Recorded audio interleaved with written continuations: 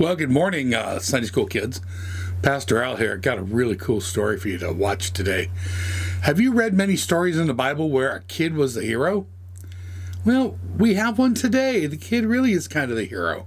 A little boy brings something to Jesus when everybody else thought something was impossible, and he figured he would, bring what he had. And it's a great example of how you, even in your life right now, may not think you have a lot to give to God, but as you just give God what you have to give, well, then God is the one who can do wonderful things with it. So it's a great story in the life of Jesus.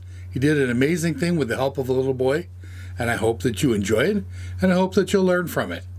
We'll see you kids next week, but really, I hope we'll also see you at church coming to our live Sunday school program.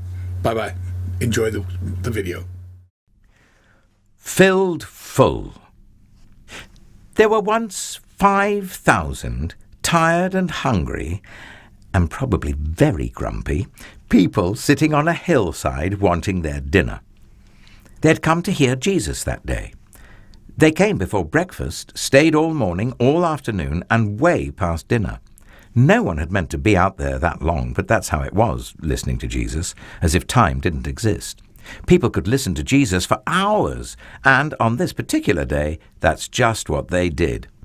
But they hadn't brought enough food, and they couldn't just go and buy themselves a burger and fries to go, because, of course, they were in the middle of nowhere with no shops or restaurants. Besides, that kind of food wasn't invented yet. What would they do? Jesus' friends had an idea. Let's send everyone home for dinner. They don't need to go, Jesus said. You can give them something to eat. Did Jesus want them to travel all the way to town and buy food for everyone? Jesus' friends panicked. But we don't have enough money. What food do you have? Jesus asked. Go and see. Now, there was a little boy in the crowd. He had brought a lunch that his mother had made for him that morning. He looked at his 5 loaves and 2 fish. It wasn't much. Well, not nearly enough for 5,000, but it was all he had. I have some, he said. Jesus' friends laughed when they saw his little lunch. That's not nearly enough, they said. But they were wrong. Jesus knew it didn't matter how much the little boy had. God would make it enough, more than enough. Jesus said, Bring me what you have. And so the little boy gave Jesus his lunch. Jesus winked at the little boy and whispered in his ear, Watch.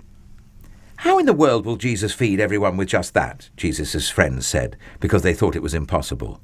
But Jesus knew the one who made all the fish in the oceans, and Jesus knew the one who in the very beginning had made everything out of nothing at all.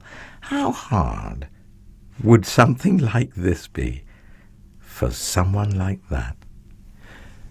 Jesus took the little boy's lunch, looked up to heaven, and thanked his Father. Then Jesus gave the little lunch back to his friends. As Jesus' friends started to hand out the food, do you know what? It was the strangest thing. No matter how much they broke off, there was always more, and more, and more. Enough for 5,000. Everyone ate as much as they wanted. Second helpings, third helpings, even fourths, until they were full, and still there were leftovers. Well, Jesus did many miracles like this. Things people thought couldn't happen, that weren't natural. But it was the most natural thing in all the world. It's what God had been doing from the beginning, of course, taking the nothing and making it everything, taking the emptiness and filling it up, taking the darkness and making it light.